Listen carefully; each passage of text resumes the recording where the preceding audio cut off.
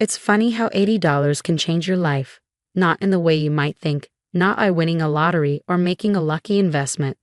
No, $80 was the price of my freedom, though I didn't know it at the time. I was 23, fresh out of college, working my first real job at a small tech startup. The pay wasn't great, but I loved the work. I was learning, growing, dreaming of building something of my own one day. My parents, though, they had different ideas about success. "Olivia, we need to talk," my mother's voice crackled through the phone one evening. I was still at the office, debugging code that would later become the foundation of my company. "Your father and I are a bit short this month. We need $80 for the cable bill." It wasn't the first time they'd called asking for money. Ever since I'd started working, they treated my bank account like their personal emergency fund. 20 here, 50 there, small amounts that added up to thousands over time. "Mom, I can't," I said, my voice firm but gentle. "I've already helped with the electricity bill last week, and the car payment before that. I need to save for my own future." The silence on the other end was deafening.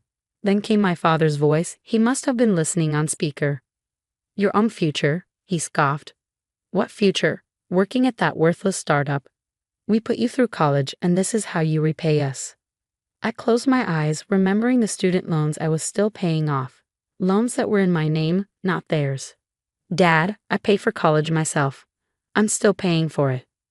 "After everything we've done for you," my mother chimed in, her voice rising.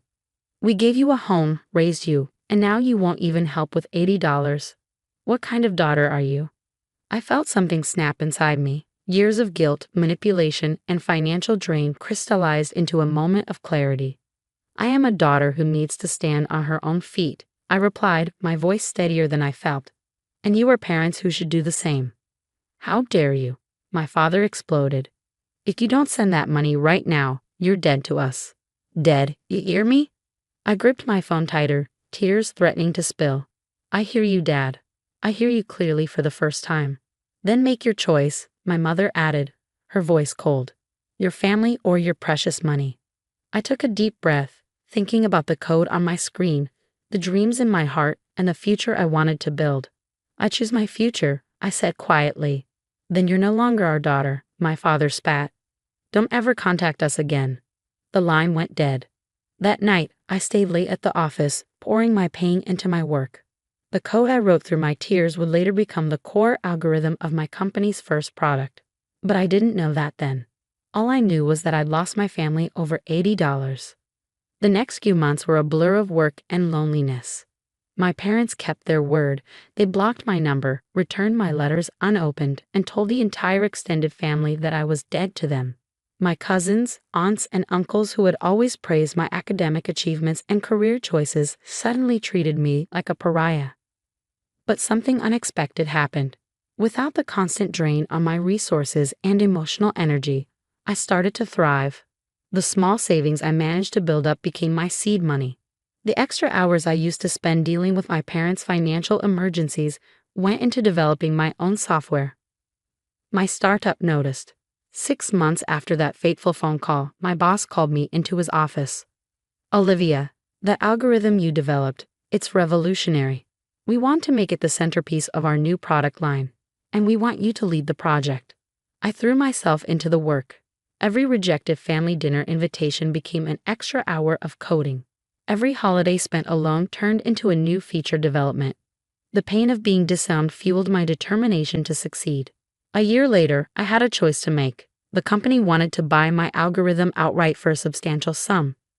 It was more money than I'd ever seen, enough to pay off my student loans and still have plenty left over. But something told me to hold on to it. This wasn't just code anymore.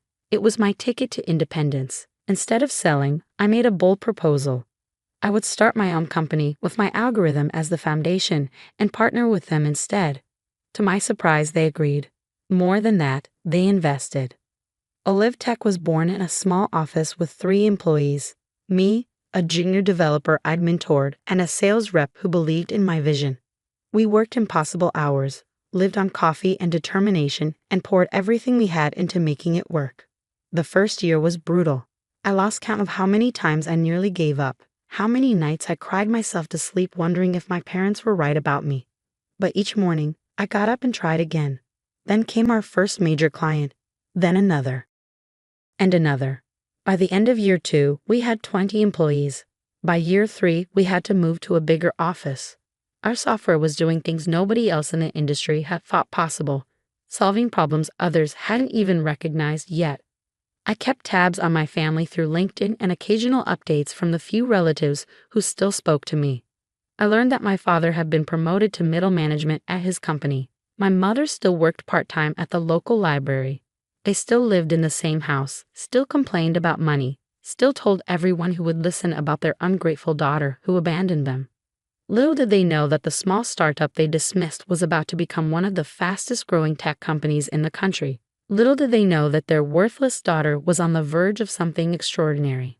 But they would find out soon enough, because after 5 years of silence, after building my company from nothing to the edge of a major breakthrough, I was about to appear on national television. And I knew they would be watching.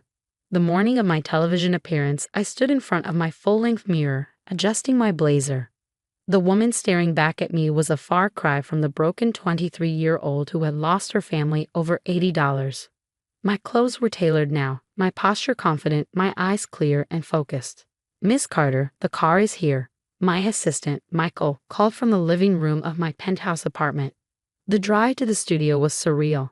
CNBC had reached out after OlivTech's latest innovation hit the market, an AI-driven software solution that was revolutionizing supply chain management. Our company valuation had just hit $80 million, a number that felt like poetic justice. "Just remember," Michael said, reviewing our prep notes, "they'll want to focus on the technology, but they'll probably ask about your background too. Are you sure you want to tell the whole story?" I nodded. "It's time." The studio lights were bright, the makeup artist's final touches perfect. As I sat across from the interviewer, Sarah Chin, I thought about my parents' small TV in their living room. They never missed the morning business news. Today we're joined by Olivia Carter, founder and CEO of OlivTech, the company that's been making waves in the tech industry. Sarah began. "Olivia, your company just hit an $80 million valuation. That's impressive for any startup, but especially one that began just 5 years ago. Tell us how it all started." I took a deep breath. "Actually, Sarah, it started with $80. Not in the way you might think, not as an investment or a loan. It started when I lost my family over $80. The interview went quiet. This wasn't in the prep notes. "Would you elaborate on that?" Sarah leaned forward, intrigued. So I told the story. All of it. The constant financial drain, the manipulation, the final phone call, the disownment. I spoke about building something from nothing, about turning pain into motivation. When they cut me off, they thought they were punishing me, I said, looking directly into the camera. Instead, they set me free. That $80 they demanded, it would have been gone in a moment. Instead, it became the seed of an $80 million company. My phone started buzzing before I even left the studio. First came the text from my cousin Sophia, the only family member who had stayed in touch. "OMG, Aunt Linda and Uncle Dave, my parents, are losing it. They're calling everyone in the family." Then came the calls, dozens of them from blocked numbers.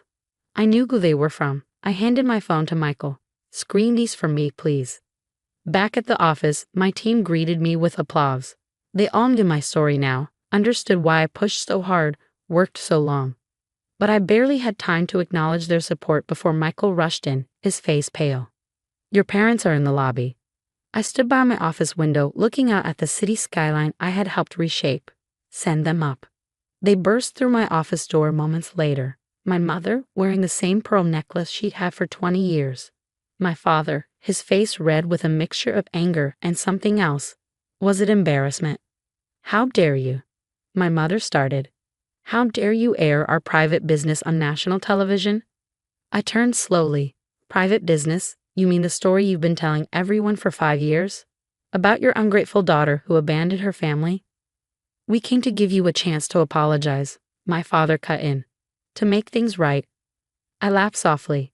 "Make things right? You mean now that I'm worth something to you?" "We're your parents," my mother cried. "We gave you everything." "No," I said firmly. "You gave me an ultimatum over $80. And now you're here, not because you miss me, not because you're sorry, but because I'm successful." My father's face softened slightly. Princess, let's put this behind us. We're family. We should be celebrating your success together. My success? I walked to my desk and pulled out an old envelope. You mean the success you said I'd never have? The dreams you called worthless? I slid the envelope across the desk. Here's your $80, with 5 years' interest. They stared at the check, their faces a mix of shock and shame. But we don't want your money, my mother whispered. We want our daughter back. The daughter you had doesn't exist anymore, I replied. You killed her the night you chose $80 over her. The woman standing before you, she built herself from the ashes of your rejection. Please, my father's voice cracked. We made a mistake. Yes, you did. I agreed. And it was the best thing you ever did for me, because it taught me exactly what I'm worth. And it's a lot more than $80. I pressed the intercom. Michael, please escort my guests out. Olivia, wait. My mother called as security approached. What about family? I met her eyes one last time. Family doesn't disown you over $80. Family doesn't come back only when you're worth millions. What you taught me that night wasn't about money. It was about value. My own value. And that's something I'll never let anyone discount again. After they left, I sat in my office as the sun set over the city. My phone kept buzzing with messages from relatives who had shunned me, now eager to reconnect. I turned it off. On my desk sat a framed dollar bill, the first revenue a live tech ever earned. Beside it, I placed the uncashed check I had written to my parents. 2 pieces of paper, 2 very different kinds of value. That night, as I walked through my empty penthouse, I didn't feel lonely. I felt free. The $80 that cost me my family had given me something far more valuable. It had given me myself. My company continued to grow, eventually expanding globally. The valuation kept climbing far beyond that initial $80 million. But I never forgot the lesson of that first $80, as sometimes the biggest gains come from what you refuse to give away. My parents never cashed the check. Last I heard, they had moved to a smaller house, still struggling with bills. Sometimes I wonder if they ever understood that the real cost of that $80 wasn't financial, it was the relationship they threw away. But I don't dwell on it. Instead, I focus on building something meaningful. Every quarter, Alive Tech donates thousands to organizations helping young entrepreneurs escape financial abuse. Every year, we fund scholarships for students who've been cut off by their families. Because sometimes, the best revenge isn't about getting even. It's about helping others rise above. And sometimes, the smallest amount of money can lead to the biggest change in your life. All it takes is the courage to say no and the strength to face the consequences. In my case, it took $80 to learn I was worth millions, not in dollars, but in self-worth. And that's something no one can take away from me.